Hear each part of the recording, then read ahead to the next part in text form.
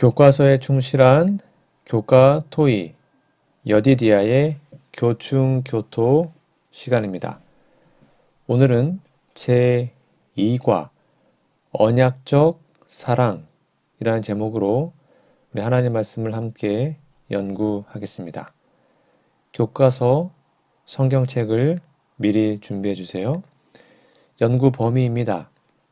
베드로후서 3장 9절, 신명기 7장 6절에서 9절, 로마서 11장 22절, 요한일서 4장 7절에서 20절, 요한복음 15장 12절, 요한일서 3장 16절 말씀입니다. 연구 범위 성경 본문을 꼭 펴서 읽어주시기 바랍니다. 기억절입니다. 예수께서 대답하여 이르시되 사람이 나를 사랑하면 내 말을 지키리니 내 아버지께서 그를 사랑하실 것이요 우리가 그에게 가서 거처를 그와 함께 하리라.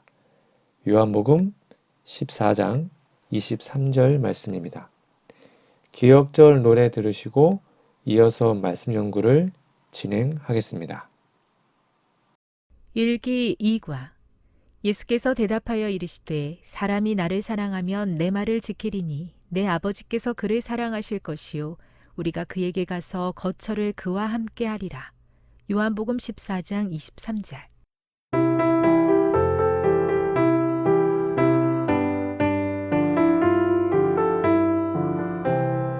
예수께서 대답하여 이르시되 사람이 나를 사랑하면 내 말을 지키리니 내 아버지께서 그를 사랑하실 것이요 우리가 그에게 가서 거처를 그와 함께 하리라.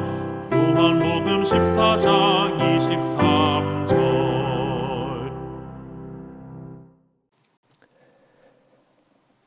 1월 5일 일요일입니다. 제목은 하나님의 영원한 사랑. 자, 교과서 질문입니다. 시편 33편 5절과 시편 145편 9절을 읽어보라. 이 구절은 하나님의 인자하심과 사랑, 자비가 어디까지 미치는지에 대해 무엇이라고 가르치고 있는가? 그럼 다 읽어보세요. 시편 33편 5절은 그는 공의와 정의를 사랑하시며 세상에는 여호와의 인자하심이 가득하다 그랬고요. 시편 145편 9절에는 여호와께서 모든 것을 선대하시고 그의 긍휼은 그가 지으신 모든 것에 미친다라고 기록합니다. 즉 이 두 구절은 하나님의 인자하심, 즉 헤세드 사랑이죠. 그분의 사랑, 자비가 단순히 특정한 사람이나 민족에게만 국한되지 않고 온 세상과 모든 피조물에까지 미친다는 것을 가르칩니다. 시편 33편 5절은 하나님의 사랑이 공의와 정의로 드러나며 그분의 인자하심이 세상 곳곳에 퍼져 있다는 걸 말하고 시편 145편 9절은 하나님의 긍휼이 그분의 모든 창조물에 미친다고 선언합니다. 그리고 그분의 사랑이 인간뿐만 아니라 자연계, 천연계, 동물, 식물, 하여튼 모든 존재를 다 포함한다는 사실을 보여주고 있죠. 이 가르침 하나님의 성품을 이해하는 데 중요한 진리를 제공합니다. 무슨 말입니까? 하나님은 편애하지 않으시며 그분의 사랑과 긍휼은 무한하고 보편적입니다. 이것은 우리에게도 동일한 사랑으로 세상을 대하라는 부르심을 줍니다. 즉 하나님의 사랑은 제한이 없고 우리 각자에게도 동일한 사랑이 주어진다는 사실은 우리를 하여금 감사와 찬양으로 나아가게 하죠. 영감의 글에도 하나님의 사랑을 이렇게 표현하고 있죠. 부저와 선지자입니다. 하나님은 사랑이시다. 그의 본성, 그의 율법은 사랑이다. 그것은 항상 그러했고 항상 그럴 것이다. 여러분, 그러니까 하나님의 사랑은 세상 모든 곳에 미치며 우리가 살아가는 매 순간에도 그분의 긍휼이 함께합니다. 우리의 삶에서도 그 사랑을 받아들여 하나님께로 가까이 나아가고 다른 이들에게 그분의 사랑을 전하는 통로가 되기를 바랍니다. 예레미야가 3장 22절 여호와의 인자와 긍휼이 무궁하심으로 즉 영원함으로 우리가 진멸되지 아니함이니이다. 우리도 이 무한한 사랑과 자비를 경험하며 하나님과의 관계를 새롭게 하기를 간절히 바랍니다. 밑에 있는 두 번째 질문입니다. 베드로서 3장 9절, 디모데전서 2장 4절, 에스겔 33장 11절 읽어보라. 이 구절은 모든 사람을 구원하시려는 하나님의 열망에 대해서 무엇을 가르치고 있는가? 다 읽어보세요. 베드로서 3장 9절은 하나님이 오래 참으사 아무도 멸망하지 않고 다 회개하기 이르신다고 기록하고 있고, 디모데전서 2장 4절은 하나님은 모든 사람이 구원받고 진리 아는 데 이르기를 원한다고 말하고 있고요. 에스겔 33장 11절은 하나님께서 맹세하셨죠. 악인이 죽는 것을 기뻐하지 아니하고 그 악인의 길에서 돌이켜 떠나 사는 것을 기뻐한다고 말씀하십니다. 즉, 이 구절은 하나님의 깊은 사랑과 자비, 그리고 모든 인류를 구원하려는 열망을 강력하게 가르치고 있습니다. 즉, 베드로서 3장 9절, 하나님께서 오래 참으신 이유가 뭐라고요? 사람들에게 회개의 기회를 주시는 겁니다. 디모데전서 2장 4절은 뭐라고요? 하나님의 구원의 목적이 모든 사람이 진리 아는 데 있음을 명확히 보여줍니다. 에스겔 33장 11절은요. 하나님께서 악인이 죽는 것을 기뻐하지 않고 오히려 그들이 돌이켜 생명을 얻는 것을 간절히 바라시죠. 이것이 바로 하나님의 성품입니다. 이 구절들은 하나님이 사랑과 자비의 하나님이심을 보여줍니다. 하나님은 심판을 통해 죄인을 멸망시키기보다는 그들이 회개하여 구원받기를 원하십니다. 그분의 열망은 특정한 사람들에게만 국한되지 않고 모든 인류를 포함합니다. 이런 하나님의 사랑은 그리스도께서 십자가에서 죽으심으로 절정에 이르렀죠. 영감의 글에 보면 대쟁투입니다. 하나님은 인류를 사랑하시어 아들을 보내셨으며 모든 사람이 구원을 얻을 수 있도록 은혜와 빛을 베푸셨다. 그러나 회개하지 않은 죄인은 하나님의 사랑을 거절하며 스스로 멸망을 선택한다. 여러분, 하나님 오늘도 우리 모두를 부르십니다. 그분은 우리가 돌이켜 생명을 얻고 진리를 깨닫게 되기를 간절히 원하십니다. 그분 오래 참으심과 무한한 사랑을 기억하시기 바랍니다. 보라, 지금은 은혜 받을 만한 때요. 보라, 지금은 구원의 날이로다. 오늘 그분의 마음을 열고 우리의 마음을 열고 하나님의 사랑에 응답하시기 바랍니다. 그분께 나아가서 우리의 삶을 맡기세요. 그러면 우리에게 참된 평안과 구원의 소망을 줄 것입니다. 1월 6일 월요일입니다. 제목은 언약적 사랑. 교과서 질문입니다. 신명기 7장 6절에서 9절을 읽어보라. 이 구절은 언약을 맺으시는 하나님과 그분의 인자하심 사이의 관계에 대해서 무엇을 말하고 있는가? 여러분, 이 교과서 나와 있는 이 성경 본문 신명기 7장 6절에서 9절을 꼭 읽어보시기 바랍니다. 좀 더 쉽게 설명을 드리면 이 구절은 하나님과 언약의 관계를 잘 설명하고 있습니다. 즉, 하나님께서 우리와 특별히 이스라엘 백성들과 언약을 맺으신 이유와 그분의 인자하심이 밀접하게 설명되어 있는데요. 첫 번째입니다. 선택과 사랑입니다. 여기 보면 하나님께서 이스라엘을 택하신 것은 그들의 숫자나 능력이 아닙니다. 단순히 하나님의 사랑과 그분의 약속 때문이죠.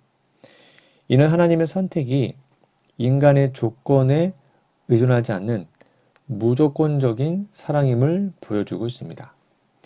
두 번째는 언약의 신실함입니다. 하나님 조상들에게 하신 맹세를 지키기 위해서 신실하십니다. 그분의 언약은 변치 않고 그분의 사랑과 인자하심은 그 언약을 통해 드러나죠. 세 번째는 인애의 지속성입니다. 하나님은 이스라엘을 사랑하고 계명을 지키는 자들에게 천대까지 인애를 베푸십니다. 이는 하나님의 자비와 신실하심이 한 세대를 넘어서 지속됨을 보여줍니다. 즉 하나님의 성품을 우리는 잘 이해해야 되는데요. 하나님은 신실하시며 변치 않으시는 분이십니다. 그분의 언약은 단순히 계약적 의무가 아니라 사랑과 은혜로 이루어진 관계입니다. 언약은 하나님의 자비와 인자하심의 표현이며 이를 통해 그분은 자신의 백성들에게 구원과 축복을 베푸십니다. 영감의 글에도 이렇게 써 있습니다. 하나님께서 그분의 언약에 신실하시며 인간이 비록 실패하더라도 하나님은 그분의 약속을 이행하신다. 하나님의 사랑은 죄인들에게도 손을 내밀며 그들이 돌아오기를 기다리신다. 여러분, 하나님은 우리와 언약을 맺기 원하십니다. 아니, 우리는 이미 침례를 통해 하나님과 언약을 맺었죠. 하나님의 사랑은 조건 없이 베풀어집니다. 그분의 약속은 변치 않습니다. 그분의 사랑과 신실하심을 신뢰하며 하나님의 계명을 지키며 그분의 언약 관계 속에서 살아가기를 선택하시기 바랍니다. 여호와를 경외하는 자에게는 그 인자하심이 영원부터 영원까지 이른다. 시편 103편 17절인데요. 오늘 하나님의 언약과 그 사랑을 붙잡으시고 영원까지 이르는 그 언약적 사랑 속에 살아가는 우리 모두가 되기를 간절히 바랍니다. 1월 7일 화요일입니다. 제목은 조건적 관계. 자, 교과서 질문입니다. 호세아 9장 15절, 예레미야 16장 5절, 로마서 11장 22절, 유다서 1장 21절 읽어보라. 이 구절은 하나님의 사랑의 혜택에서 제해지거나 심지어 그 사랑을 상실할 가능성에 대해 무엇이라고 가르치고 있는가? 여러분 다 읽어보십시오. 다 하나하나 다 읽어보시면 이 구절들은 하나님의 사랑은 변치 않아요. 즉 언약적 사랑은 영원하죠. 그런데 인간의 선택에 따라서 그 사랑을 하나님께서 거두어 가신 것처럼 말하고 있습니다. 이거는 뭐냐면 하나님께서 거두어 가는 것이 아니라 인간이 선택을 하지 않으면, 즉 그 사랑을 거절하면 하나님은 어쩔 수 없이 할 수 있는 게 없습니다. 왜냐하면 하나님은 자유의지를 존중하기 때문이죠. 그러한 맥락에서 이해하셔야 합니다. 즉 첫 번째, 하나님의 사랑에서 제해질 수 있는 이유. 호세아 9장 15절과 예레미야 10장 5절은 하나님 백성이 죄와 반역을 지속적으로 행함으로 인해 그분의 사랑과 긍휼에서 제해질 수 있음을 경고합니다. 당연하죠. 그들이 거절하면 하나님은 더 이상 그 사랑을 계속 퍼부어 주어도 그들이 거절하기 때문에 그들 편에서는 받을 수가 없다는 겁니다. 이는 하나님께서 사랑을 철회한다기보다는 인간의 죄로 인해 그분과의 관계가 단절됨을 의미하죠. 두 번째, 인자의 조건입니다. 즉 로마서 11장 22절은 하나님의 인자하심이 모든 사람에게 제공되지만 그 혜택이 지속되려면 하나님의 뜻 안에 거해야 함을 가르칩니다. 즉 하나님의 사랑은 무조건적이지만 그분의 사랑 안에 머물러야 그 사랑을 계속 받을 수 있겠죠. 세 번째는 스스로 지키는 책임입니다. 유다서 1장 21절은 하나님의 사랑 안에서 자신을 지키라는 권면을 주죠. 이는 우리가 믿음과 순종으로 하나님과의 관계를 지속적으로 유지해야 한다는 뜻입니다. 즉, 하나님의 사랑은 영원합니다. 근데 인간의 선택이 있어야만 영원한 겁니다. 왜냐하면 우리가 그것을 받지 않으면 그 사랑은 끊임없이 부어질지라도 우리에게 영향을 미칠 수가 없기 때문이죠. 그래서 하나님의 사랑은 끝이 없고 조건이 없으나 인간의 반응에 따라서 그 사랑의 축복에서 우리가 스스로 제외된다는 겁니다. 이것은 하나님의 사랑 자체가 변하거나 줄어드는 것이 아니라 인간이 그 사랑을 거절하거나 멀리함으로 인해 발생합니다. 하나님은 우리가 회개하여 돌아오기를 원하시며 그분의 품 안에 머물기를 간절히 기다리고 계십니다. 영감의 글에 보면 실물교훈입니다. 하나님의 사랑을 거절하고 계속해서 죄를 선택하는 자들은 스스로 그분의 보호와 축복을 떠난다. 그러나 하나님은 여전히 회개의 길을 열어두시며 돌아오는 자를 기쁘게 맞이하신다. 여러분, 그러니까 하나님의 사랑은 영원합니다. 그러나 우리는 그 사랑 안에 거해야 합니다. 우리의 선택과 행동이 하나님과의 관계를 단절시키지 않도록 깨어 있어야 합니다. 오늘 우리의 마음을 하나님께 열고 그분의 사랑 안에 거하며 그분의 뜻에 순종하기로 결심하십시오. 그러므로 깨어 있으라. 너희가 어느 날에 너희 주가 임하는지 알지 못함이니라. 하나님께로 돌아가 그분의 품 안에 거하는 삶을 살게 되기를, 그 사랑이 우리를 결코 실망시키지 않음을 기억하기를 간절히 바랍니다. 1월 8일 수요일입니다. 제목은 철회된 자비인데요. 요한일서 4장 7절에서 20절을 읽으며 특별히 7절과 19절을 주의 깊게 읽어보라. 이 구절은 먼저 주신 하나님의 사랑에 대해서 무엇을 말해주는가? 이 본문은 하나님의 사랑과 그 사랑이 우리의 삶에 어떻게 반영되어야 하는지를 강조하고요. 특별히 7절과 19절은 하나님의 사랑의 원천성과 주도성을 강하게 보여줍니다. 즉 7절입니다. 사랑하는 자들아, 우리가 서로 사랑하자.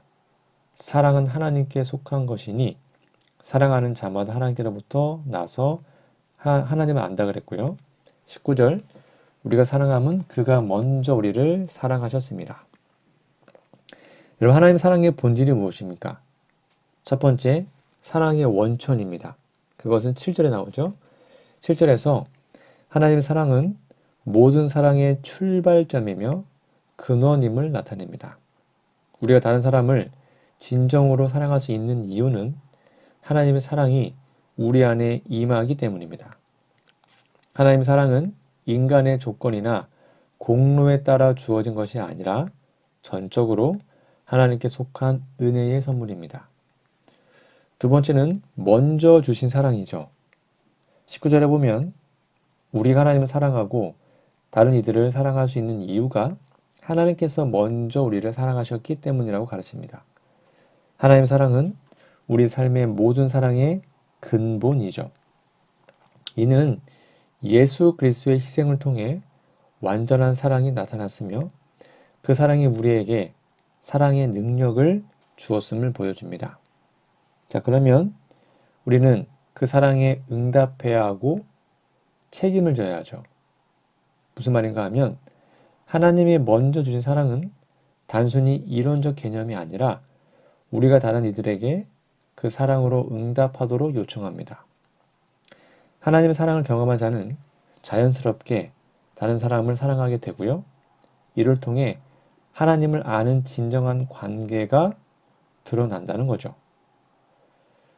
그래서 사랑하지 않는 자는 하나님의 사랑을 깨닫지 못하거나 경험하지 못하고 있는 것임을 성경은 분명히 우리에게 말하고 있습니다.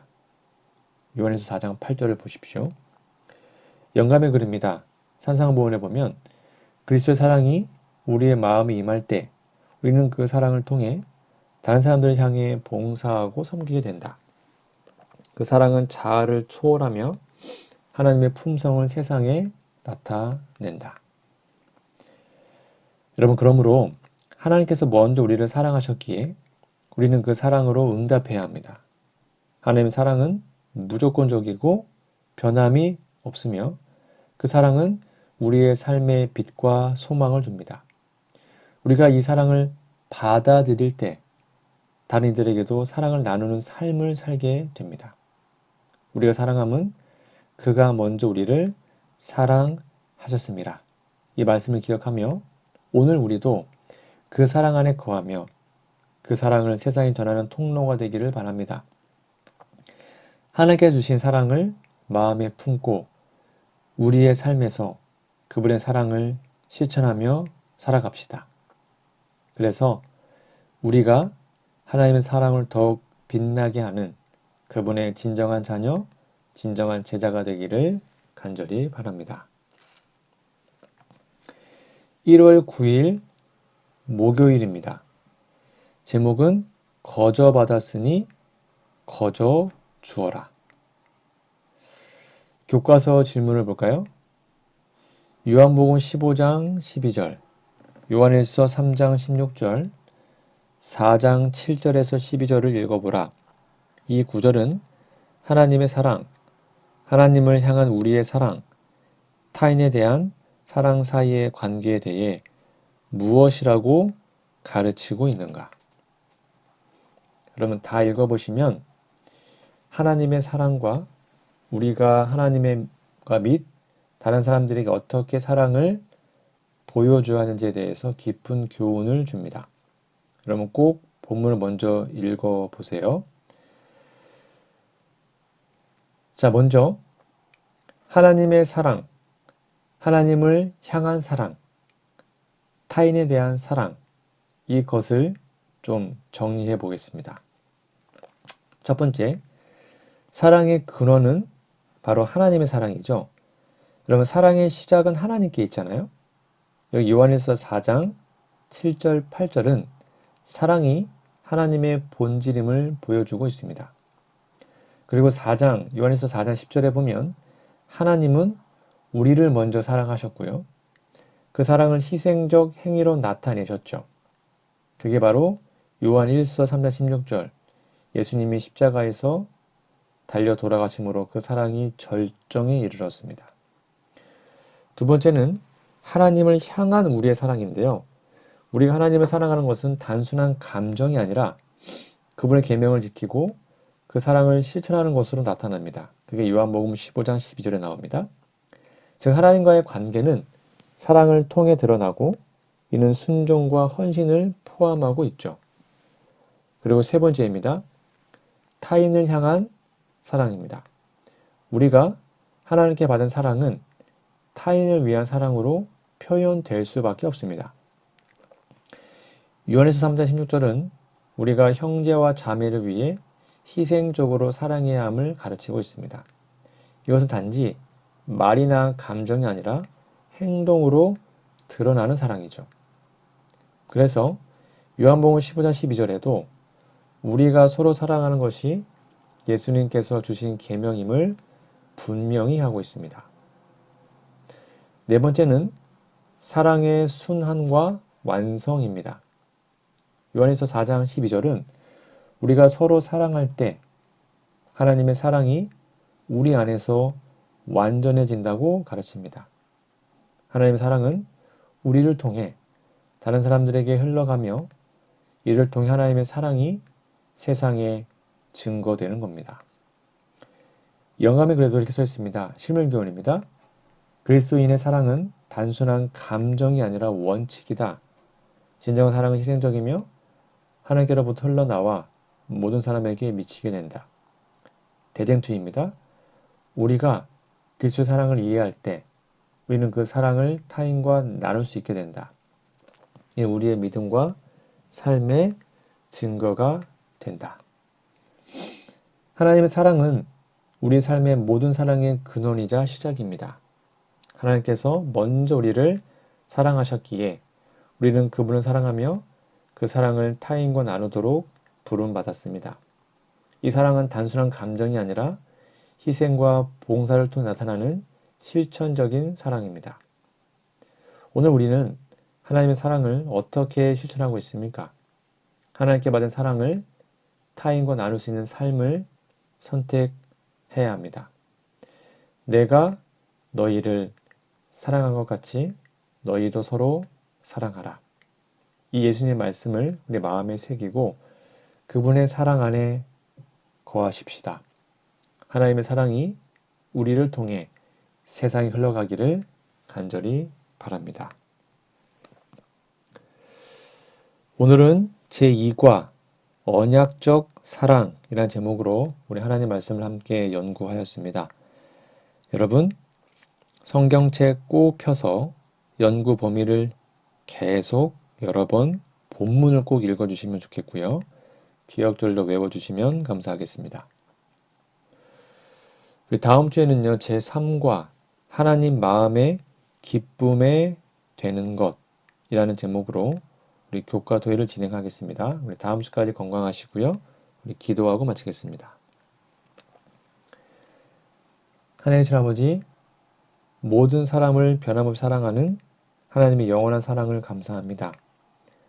사랑하기 어렵게 느껴지는 사람도 있고 개인적으로 사랑하는 일에 어려움을 겪을 때도 있습니다. 하나님 사랑을 따르며 노력할 때 우리에게 은혜와 힘을 더해 주시옵소서. 주님, 때로는 하나님과의 약속을 잊고 사는 우리의 모습을 발견할 때가 있습니다. 죄로 인해 나도 모르게 멀어진 주님과의 관계를 빠르게 회복하기 원합니다.